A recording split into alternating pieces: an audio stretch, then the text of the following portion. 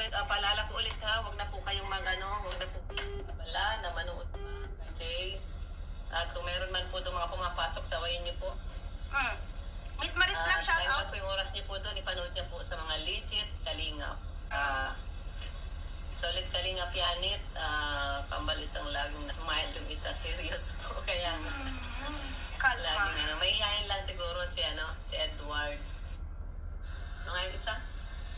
Mamaya po mag-live si Kuya Bal. Opo, channel po niya nagla-live si Kuya Bal. Mamaya, ni Pao sa live, si Pao. Kailan vlog, mag-marathon lang ako. Out-ated na ako talaga.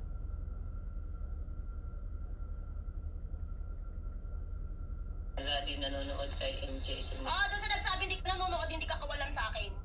Ha? Hindi ka kawalan. Kung ayaw mo manood, sabi ko nga, wifi mo yan. Kasi naman nag-comment na yun, hindi ka nakawalan. Hindi ko kayo doble cara o mga walang yaang puso. Ha? Tapos, ano? Anong kayo ni? Ay, binalakura. Kaya nga, ano po yan? Ilang beses na akong binalakura. Ano? Tapos, kayo ni? All business vlog, shout out ated na ako talaga di nanood kay MJ simula ng kayo ni. Ayan, shout out po sa mga ka-Jonker fans dito. Sa mga ka-Etsy, mga ka-Rochelle, mga Kit, mga ka-Danjoy. Pinapanawagan mo po ako wag panoodin. Nananawagan din ako. Wag nyo nang panoodin at wag na kayo aksayang panoodin pa ang vlog ni Ate Edna. Okay? Nagkakaya lang po kayo ng oras. Sinabi mo yan sa akin, Ate Edna, ha? Nag-aaksaya lang po oras. Isipin nyo kung makatuturan ba yung live niya. Wala kang ginawa po kundi mag-garden, mag-grapes, alilain mo yung mga tao, sasabihin mo may tulong. But, ginagawa mo pa rin silang katulong. Diba? Ako naman nanawagan para quick sayo. Hello everyone! So yun na nga po mga kasisi ko dyan, mukhang may mas matinding mga bakbakan ang magaganap sa magkabilaang panig na to. Ayan, manood na lang po tayo at para makapagpahinga rin tayo sa mga nangyayari sa kapaligiran mga kasisi, manood na lang muna tayo sa mga nangyayari at mangyayari pa sa kapaligiran mga kabesis ko dyan. Ang mahalaga ay ang mga kareynas ko dyan ay talaga namang nagkakaisa at nagkakaunawaan. At kahit binabalitaktak po tayo ng walang kasawa-sawa ng mga kung sino mang reactors, mga hindi kalingap, ay talagang nandyan pa rin po yung pambabati ko sa atin. Pero ang mahalaga po ay alam po natin na may maganda tayong layunin, na hindi lang po salita ng salita na wala naman tayong nagagawa.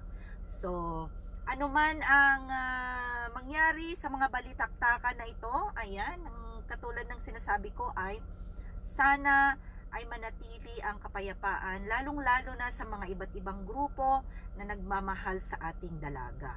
Ayan, syempre gusto ko munang mag-shoutout sa lahat ng nandyan na mga kaibigan natin bago natin i-end ang video na ito. Ayan.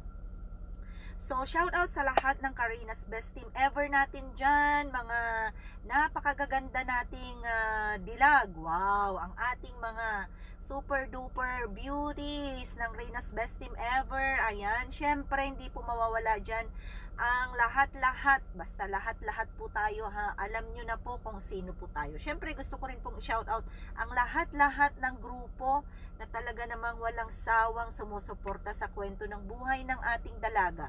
Pasasaan pa kung hindi natin makakamit ang ating mga kahit slowly lang po tayo, no? Basta ang mahalaga po ay sana papunta po tayo doon at ma-reach natin yung goal natin, lalong-lalo na po sa lahat ng mga Karina's team team community, Reyna's community, sabihin na natin, basta lahat na po ng mga grupo. At saludo ako sa lahat ng Reyna's Best Team ever. Wag po tayo magbago. God bless us all, everyone. At manaig po sana ang kapayapaan ng puso ng bawat isa. Thank you so much. Basta po tayo ay Reyna. Ano man po ang i-content ni Rowena, mga kasisi ko, ang mahalaga at pinaka-importante sa ating nire-reactionan ay si Reyna lamang. Kung ano man ang layunin natin noon at ngayon ay wala pong nabago at straight lang po tayo. I love you all, everyone. God bless.